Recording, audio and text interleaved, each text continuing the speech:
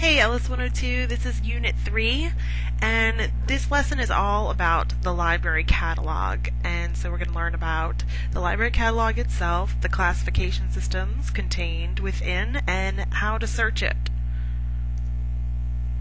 Okay, so remember when we were doing the Russian dolls thing when we said that a database was a collection of records? Well, here's two other definitions, and it's all of these things. It's also any electronically stored collection of data or a collection, now computerized, of data arranged for ease and speed of retrieval. And really there's two types of databases. Citation databases, where you search and you just get a citation for a book or an article, and then you have to go find it somewhere else, or a full text database where you can get the content right there and just click on it. And many now are a combination of the two. So the library catalog is a type of database. And originally it was a citation database, and it still mostly is. So mostly what you're going to get are records for books that exist on the shelves in the library. But you'll also get print periodicals, media like DVDs or cassettes or albums, ebooks, which is really important for a lot of you distant students who can't make it to the library, and government documents, most of which are increasingly online. So more and more of those government documents are available online every day. And so there are these classification systems, and what a classification system is a way to arrange physical objects on the shelf so they can be easily found. One that you'll probably be familiar with if you use the public library is the Dewey Decimal System. And the Dewey Decimal System is the most commonly used one in public libraries, and it's always recognizable because it starts with numbers. So it's just the first 3-digit numbers followed by a couple of subdivisions, but those first 3-digit numbers are the telltale sign that something is in the Dewey Decimal System. Most university libraries use the Library of Congress classification system because it's a little bit more specific, and you can get a bit more specific with it than with the Dewey Decimal System. And so you'll find that most of the books in university libraries are going to have Library of Congress call numbers. And the way to identify those is that they start with a letter. And so this example starts with a B. And I know that B is philosophy, so I'm going to, that stands for philosophy, because each of the letters in front of the call number signify a certain field or subject. And you'll notice probably when you are searching for nursing books that a lot of them are in the R's. There's some that could be found elsewhere, but most of them will be in R and RT. Of course, you don't have to know this. You definitely don't have to memorize any of the Library of Congress classification systems subjects, but it's just nice to be aware that that's what that first little letter is. It stands for a subject. The third one is Superintendent of Documents, and really what that is the federal government documents. So the way to identify government documents when you're just given the call number is that they're going to begin with a letter, just like Library of Congress, but they're always going to have those slashes and colons. So that's a good way to remember how to identify those. So if you ever have to distinguish between if something's a government document or a regular book, it's easy if you just look at the call number. If it contains those slashes and colons, then you know it's a government document. Okay, so here's an example of a catalog record from the library catalog database. And if you look at the call number, which is down at the bottom, and it gives 4 of them because there's 4 volumes to this book, the call number is 547. And so now that I'm familiar with classification systems, I know that that's the Dewey Decimal System. So I recognize that as the Dewey Decimal, and I know that this is going to be in a particular area in the Sims Memorial Library because all the Dewey Decimal books are in a certain area. Okay, so now this one starts with QD, and QD starts with letters, so we know it's either Library of Congress or Superintendent of Documents, but because there's not slashes or colons, we can be fairly sure that this is a Library of Congress classified book.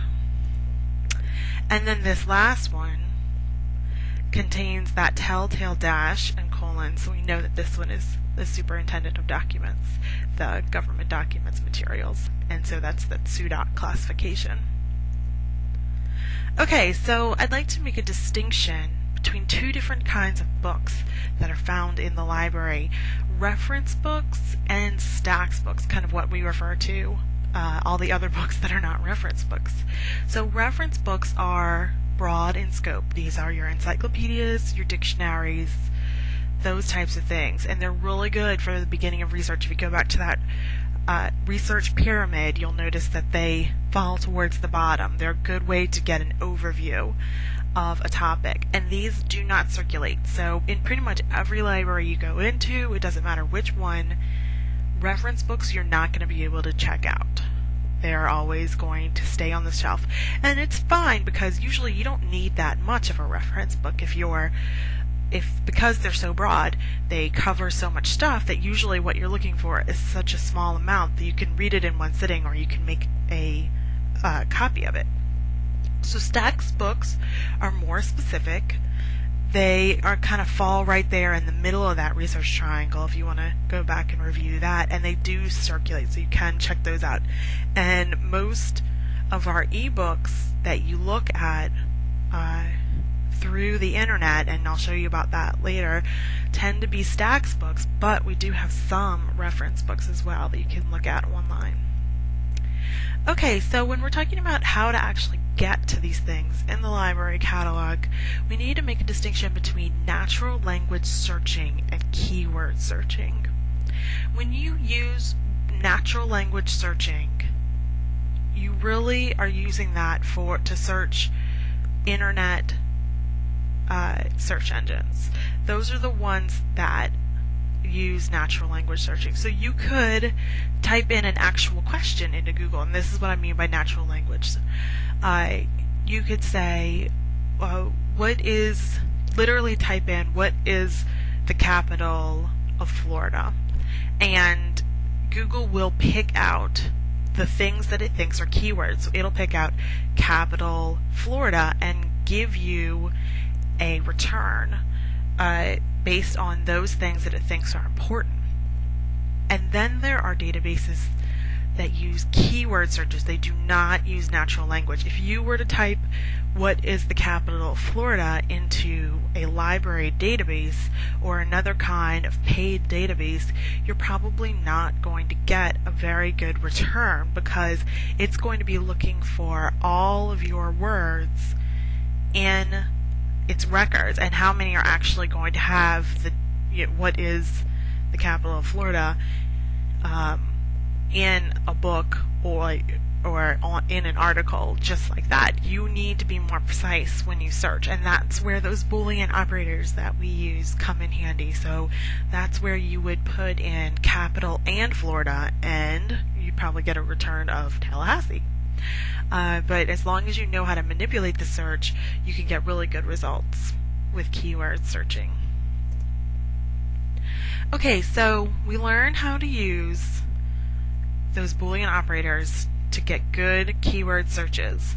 So now we're going to learn about something else, and I'm going to show you how to use this a little bit later when I'm actually showing you how to search the library catalog. So truncation is a fancy word for a symbol that's used to replace one or more characters in a word to allow for more results. And so the reason I have a little question mark, an asterisk, and a $sign there is that those are the three kinds of symbols that different databases use for truncation. And it's not always apparent as soon as you start searching a database which one they use. You usually have to go to the help menu and look up truncation to see which one uses it, but it can be very helpful. The library catalog uses the question mark, and the databases that we learn how to search later uses the asterisk. So how does this work? So if I put the term WOM question mark N into the library catalog, it would return the words woman or women, whereas if I just searched for the term woman, it would ignore all of the words women, even though probably if you're searching for the singular, you would take the plural as well.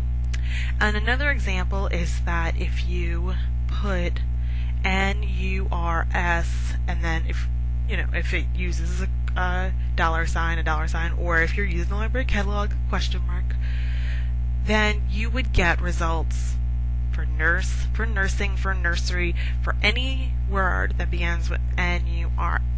And I'll show you how this works a little bit later. There's also phrasal searching, and you've probably used this in Google quite a bit. So if you want to search for a specific phrase and you don't want to link it together using Boolean operators, you want to make sure that you're getting a phrase that is exactly in the order in which you're searching for it, something like global warming, or something else that comes as a phrase at all times. You can put it in quotation marks, and so you're telling the database that you want exactly that phrase, and not something where warming comes in one end of the citation and global comes in the other.